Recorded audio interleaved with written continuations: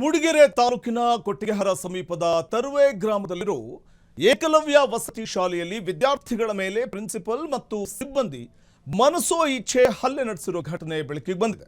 ಅನುಮತಿ ಪಡೆಯದೆ ಆಟವಾಡಿದ ಅನ್ನುವ ಕ್ಷುಲ್ಲಕ ಕಾರಣವನ್ನು ಇಟ್ಕೊಂಡು 7 ಮಂದಿ ವಿದ್ಯಾರ್ಥಿಗಳನ್ನ ರೂಮಿನಲ್ಲಿ ಕೂಡಿ ಹಾಕಿ ಪ್ಲಾಸ್ಟಿಕ್ ಪೈಪ್ ಮತ್ತು ಬೆಲ್ಟ್ ನಿಂದ ಥಳಿಸಲಾಗಿದೆ. ಶುಕ್ರವಾರ ರಾತ್ರಿ ವಿದ್ಯಾರ್ಥಿಗಳ ನಡುವೆ ಸಣ್ಣ ಗಲಾಟೆ ನಡೆದಿತ್ತು. ಈ ಸಿಟ್ಟಿನಲ್ಲಿದ್ದ ಪ್ರಿನ್ಸಿಪಾಲ್ ಶನಿವಾರ ಬೆಳಗ್ಗೆ ಅನುಮತಿ ಪಡೆಯದೆ ಮೈದಾನದಲ್ಲಿ ಆಟವಾಡ್ತಾ ಇದ್ದ 7 ಮಂದಿ ವಿದ್ಯಾರ್ಥಿಗಳ ಮೇಲೆ ಏಕಾಏಕಿ ಹಲ್ಲೆ ನಡೆಸಿದ್ದಾರೆ. ಪ್ರಿನ್ಸಿಪಾಲ್ ಸತೀಶ್ ಮತ್ತು ಸಿಬ್ಬಂದಿ ಶುಭಂ ಸೇರಿ ವಿದ್ಯಾರ್ಥಿಗಳ ಕೈಕಾಲುಗಳಿಗೆ ಬಾಸುಂಡೆ ಬರುವಂತೆ ಪ್ಲಾಸ್ಟಿಕ್ ಪೈಪ್ ಹಾಗೂ ಬೆಲ್ಟ್ ನಿಂದ ಮನಸೋ ಇಚ್ಛೆ ಥಳಿಸಿದ್ದಾರೆ. ಬಳಿಕ ವಿದ್ಯಾರ್ಥಿಗಳನ್ನ ರೂಮಿನೊಳಗೆ ಕೂಡಿ ಹಾಕಿ ಬೀಗ ಹಾಕಿದ್ದಾರೆ. ವಸತಿ ಶಾಲೆಯ ರೂಮಿನೊಳಗಿಂದ ವಿದ್ಯಾರ್ಥಿಗಳ ಕಿರುಚಾಟ ಮತ್ತು ಅಳು ಕೇಳಿ ಪಕ್ಕದ ಕಾಫಿ ತೋಟದ ಕಾರ್ಮಿಕರು ಬಣಕಲ್ ಪೊಲೀಸರಿಗೆ ಮಾಹಿತಿ ನೀಡಿದ್ದಾರೆ. ತಕ್ಷಣ ಸ್ಥಳಕ್ಕೆ ಧಾವಿಸಿದ ಪೊಲೀಸರು ರೂಮಿನಲ್ಲಿದ್ದ 7 ಮಂದಿ ವಿದ್ಯಾರ್ಥಿಗಳನ್ನು ರಕ್ಷಿಸಿದ್ದಾರೆ.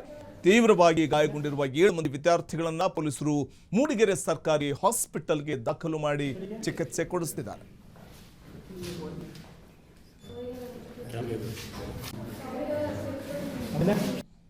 ಕ್ಷಣ ಕ್ಷಣದ ಸುದ್ದಿಗಳಿಗಾಗಿ ಫ್ರೀಡಂ ಟಿವಿ ಸಬ್ಸ್ಕ್ರೈಬ್ ಮಾಡಿ, ಲೈಕ್ ಮಾಡಿ ಹಾಗೂ ಫಾಲೋ ಮಾಡಿ.